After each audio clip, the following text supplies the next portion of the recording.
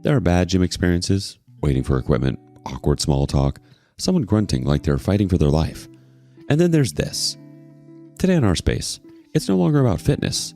It's about realizing the only thing getting a real workout here is the truth trying to come out. Wife lied she was single to cheat with guys from her gym. I found out, exposed her as a liar, and ended things in front of her parents. I, 28 male, have recently learned something very shocking about Sarah, 28 female, my wife of 2.5 years now, and I'm genuinely struggling to come to terms with it. I know the facts of the matter, but it still doesn't seem real. It doesn't seem like something she would actually do, but I know without a doubt that it was something she did, and now I feel so lost. What I thought was real is starting to fall apart. I met Sarah when we were in college. She's always been athletic. She ran track back then, and she was a star for her school. I was not athletic, not in the serious way that she was.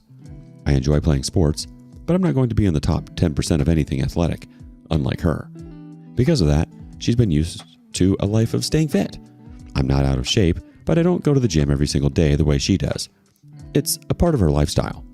In fact, after we got married, she started to go to a new gym because she said the old one didn't have the things that she needed. I would go to the old one whenever I had to. It was cheaper. It was closer. Overall, it just made more sense for me. As much as I'd have liked to go to the same gym with her off the bat, it just didn't make much sense when it comes to convenience. One day, I decided that I wanted to see what all the hype was about her new gym. She told me that I wouldn't like it, and everyone there was intense, so there was no point. I couldn't tell then, but now I know that she was really trying to dissuade me from going. I insisted, though, because I had finished a large project, so I had some free time on my hands. I wanted to see how she trained when she had access to all the equipment that she wanted. The day that we were meant to go, she was actually pretty different. She was very hesitant. I noticed that, but I thought that there was something else going on with her, not that she specifically didn't want me to come along. Looking back, I wonder why she didn't just play sick. Maybe because she knew I would still want to show up at some point in the future. When we got there, she told me that she was going straight to her exercises and I should follow her, so I did. I watched her do them, and then I did my best to replicate. I had no issue with absolute strength, but the biggest problem was matching her in stamina and her reps. Again, she ran track through college, and she still runs for fun. I'm just an average guy. It makes sense that she has me beat in those regards. She kept me close to her the entire time. Again, I didn't notice it in the moment, but looking back, it all makes sense. It was why she made sure that we were super focused on exercises. She didn't give me any time to wander off and talk to people. She said she had to go to pee, so she told me to do 2 sets on the machine that we were using at the time. That was her trying to keep me occupied in the time that she was away. To be honest, it would have worked, because I was going to focus on my reps. She didn't account for the other people in the gym being the ones to approach me, because that's precisely what happened. One of the guys walked right up to me while the other one stayed a few paces away. I said hi to them, and we did a basic introduction. He teased me about Sarah's putting me through some reps, and I joked back. I mentioned that I wasn't as athletic as she was. The guy standing away asked me who she was to me, and I told him that she was my wife. The two of them shared a look, and I knew that something was wrong. The one closer to me told me that as far as they all knew in the gym, she was single. Before I could say anything, he told me that it wasn't just about the fact that she wasn't wearing a ring, because a lot of them took off their rings before exercising for safety reasons. He said that he had explicitly asked her before, and she said that she wasn't married. He asked how long we had been married, and when I said for over 2 years, he made a face. He apologized and said that he wasn't trying to start anything, but he just had a feeling that I was more to her than a friend who had tagged along, so he decided to investigate. At that point, I saw Sarah come out of the bathroom. I quickly asked the guy for how I could find him online, so he told me in his Instagram, and that was the end of our conversation there. When Sarah got back to me, she asked what I was talking about with that guy. I lied that he had been helping me correct my form. I made sure that I was a little loud when I said that, just in case she tried to ask him later on. I don't know if she believed me, but she didn't push the issue, especially because my mood seemed fine. I'm sure that she thought that if I had heard too much, I wouldn't have been acting so regular. I was struggling to act regularly, but inside, the whole situation was eating at me.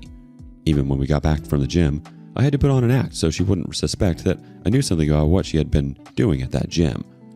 She asked me what I thought about the place, so I told her that it was well equipped and very professional.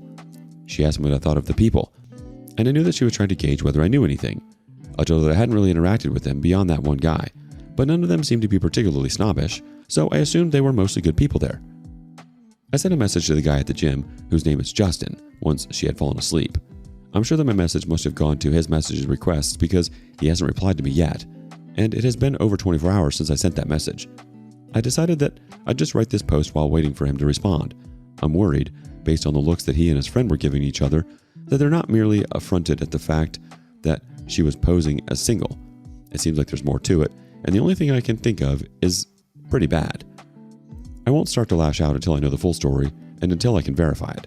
For now, it could be two pranksters at the gym trying to stress out her marriage. Obviously, I doubt that pretty heavily, but I'm not going to pass judgment until I'm 100% sure. Update 1. I've heard back from Justin from the gym, and it was just as bad as I expected, but somehow even worse than I thought it was going to be. As I thought, he told me that my message was stuck in his message requests, and he had only just seen it. I think that was about 3 full days after I sent the message to him. That had been enough time for me to start to warm up to Sarah again, particularly because I had no real evidence of what Justin had told me. You can choose to believe a stranger who tells you something really negative about your partner, but I wasn't going to take his word so blindly, because the worst case scenario would be destroying my marriage over something that wasn't true. Unfortunately, at that point, all I had to work on was even more information that I couldn't verify in that moment. Justin told me that he had had a suspicion that Sarah wasn't single because she always acted funny around that topic, and it took quite a bit of prodding to finally hear from her that she was single. He had taken her word for it, even though he had doubts, and he said that he, the friend I had seen him with at the gym, and Sarah had gone to a club together. He said they had all had a good time, and at the end of the night, she had followed them back to a hotel room. It took a long time before the next message came in, but he told me that the two of them had slept with her in the hotel room at the same time. I put my phone down because it was a lot for me to take in. It was more than I ever thought I was going to have to take in just 2 years into a marriage. My wife was being double-teamed by 2 guys from her gym. It's the kind of scenario that insecure guys worry themselves about, and that a realistic mind would assume never happens. But look at my luck. I had to be the guy who actually had that happen to him. Justin told me that he was sorry. He said it wouldn't have happened if he knew, but since he knew after the fact, he felt like it was only right for me to know about the person who I was with. The first thing I asked him was, why should I believe you? I couldn't figure out what reason there was for me to take his word on something so heavy. There wasn't a particular reason not to believe him, but I absolutely didn't want to end up making a mistake based on something that I wouldn't be able to confirm. He told me that he understood and asked me to wait for a bit. After almost 15 minutes, he sent some images to the chat. They were photos of him and Sarah in the club. He had several of them. He acknowledged that it didn't confirm the way the night ended, but there was no way for him to be able to confirm that. He hoped that the fact that she was truly in the club would be enough. Truth is, it was, because she never told me that she was going to a club. I asked him when it happened, and that was over 2 months ago. I thought as hard as I could, but clubbing is not something either of us does very often, so it was pretty clear that she must have lied to me or done it when I was out of town. I've checked my calendar, and it's very likely that she just cooked up some excuse as a cover story. I still didn't want to believe it, but I knew I had to. It didn't make sense that the story would be fabricated, especially if Justin was going to those lengths to let me know that what was happening in my marriage. I had no proof that she had slept with someone else, but I had no proof that she had gone to the club that was mentioned as a precursor to the sex, and since she had lied to me about that, it was enough for me to not give her the benefit of the doubt any longer. So now, even though I don't have the 100% evidence I'm looking for, I have enough to convince myself that Sarah cheated on me with those 2 guys from the gym. And that's only the one instance that I actually know about. I don't know how many other times it might have happened with other people. Maybe in the gym, maybe at work, maybe even our neighbors. This is precisely why I can't trust people who cheat, because now I'm paranoid. I can't stay with her any longer. She broke my trust and broke my heart. I hope that she understands how little good she truly deserves to have in her life. I'm going to have to confront her. As much as I don't want to do it, I know it is necessary. I have to figure out how exactly I plan to do it. I don't know how, but I don't really have a choice. I'll figure it out though. Update 2. I'm back again with another update. Writing all this is stopping me from losing my head. So I'm thankful for an audience who actually wants to know how things are going for me. The confrontation has happened. In fact, I might be able to say that 2 confrontations have happened, which is even better. The first one happened at her gym. I told her that I wanted to follow her to the gym another time, and just like the first time, she was very hesitant. In fact, this time around, she was just sort of absolutely refusing to have me come along. When I saw how much she didn't want me to come, I let her have her way. I knew that she wasn't going to win in the end. 15 minutes after she left for the gym, I headed there myself. I paid for a day pass, even though I could have just barged in, but it wasn't worth the extra drama. Then, I walked in and said hi to her. Her initial look was one of annoyance, before she tried to act like she was just slightly confused that I was there. I told her that I came because I had something to say to her. I could see how curious she was to hear what it was, so I decided to tell her the entire gym. I told everyone that I wanted their attention, and the moment that I did that, I could tell that she had a sense of what was coming, because she immediately started trying to shush me. I wasn't going to let that happen though, so I pulled away from her. I told everyone that the woman I was standing beside had likely given many of them the impression that she was single, but I was her husband and she had been lying to them the entire time. I pointed out that some of them might have slept with her, and they needed to know, if they cared enough, that the person they had slept with was not single as she might have portrayed. I told them that I was not there to say that they shouldn't have anything to do with her, because she was surely going to be single, so anyone who wanted to sleep with her would be more than welcome to. On hearing that, I could see the actual consequences registering in her face, and she became a little panicked on hearing that. I had said everything that I wanted to say to the people in the gym, and I knew the longer I went, the more likely it would be that they would try to forcibly eject me. I didn't want that. The people there were much bigger than I was, so I wasn't going to try to step on any toes. I walked out at that point. The only person to follow me was Sarah, and she told me that it wasn't exactly what it looked like, and she deserved a chance to explain herself before I went to pull that kind of stunt. I told her there was nothing to talk about. I had seen enough to know that she had been unfaithful to me, and I didn't need more. Her "let me explain" was the confirmation I needed. I left and went back home, and 10 minutes later, she was home too, begging and pleading. She suddenly knew how much I meant to her and how little she wanted to be with anyone else. It had been a moment of weakness, and she just needed me to forgive her because she would be the best wife if I ever did. She said she would never make that kind of mistake ever again. So, I forgave her. I told her that I would think about it, and after a few hours, I went back to her and told her that I was sorry and we could give it another shot, but she was really going to have to do a lot to make me trust her again. She said she would do everything, and she thanked me for letting love win. And we lived happily ever after, right? Of course not. I just had to wait a week. By that time, it wasn't that sus for me to say that I'd love it if we could go and visit her parents. She liked the idea, and so off we went on a little trip to see her folks. I made sure that I was the one who was driving because I was going to be driving back alone. She didn't know that though. I made sure that the visit went great, and 30 minutes before we were set to leave, I turned to her parents and told them that Sarah and I were getting divorced. She turned her head to look at me so fast that I'd be surprised if it didn't hurt her neck. She asked me what was going on, and I shrugged.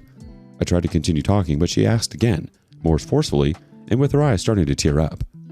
I told her that I was going to go through with the divorce. I had already finalized with a lawyer, and I wasn't going to backtrack. She screamed at me that I had forgiven her, and I laughed, which led her to lunge at me. Her dad was up in an instant to pull her off of me, and in the process of thrashing around, she gave her dad a bloody nose. To say that he looked disappointed would be an understatement. I took the opportunity to continue what I was saying, and I told her parents that I couldn't be with her daughter anymore because she had cheated on me with 2 men at once. Her mom gasped. Her dad's eyes widened, and he turned to look at her. She couldn't meet anyone's eyes. I made it clear that I really had loved her, but she ruined everything, so it was time for me to move on. I couldn't put myself through being with someone who I couldn't trust. Her parents didn't even try to plead on her behalf. They knew how wrong she had been. Sarah still managed to croak out a, "You said you forgave me," before I left, but I didn't even bother answering her. I left the house, got in my car, and drove back home. She hasn't been back home since then. It has been 2 weeks. She's not turning into work, so she might have let her job fizzle out. She's clearly very broken by the way things have played out, but I don't think it is anything more than she deserves. She needs to suffer, and I'll be here to smile the whole way. I've had her served with papers, so all that's left is the actual split. Once we're officially apart, that's it for me. I'll never be in touch with her again. For now, I'll enjoy the spoils of war and bask in the pain that she's feeling. Hey, hey, hey. Time for another out-of-this-world story from our space. There are bad gym experiences, waiting for equipment, awkward small talk, someone grunting like they're fighting for their life. And then there's this. Today in our space, it's no longer about fitness. It's about realizing the only thing getting a real workout here is the truth trying to come out. Wife lied she was single to cheat with guys from her gym. I found out, exposed her as a liar, and ended things in front of her parents. I, 28 male, I've recently learned something very shocking about Sarah, 28 female, my wife of 2.5 years now, and I'm genuinely struggling to come to terms with it. I know the facts of the matter, but it still doesn't seem real. It doesn't seem like something she would actually do, but I know without a doubt that it was something she did, and now I feel so lost. What I thought was real is starting to fall apart. I met Sarah when we were in college. She's always been athletic. She ran track back then, and she was a star for her school.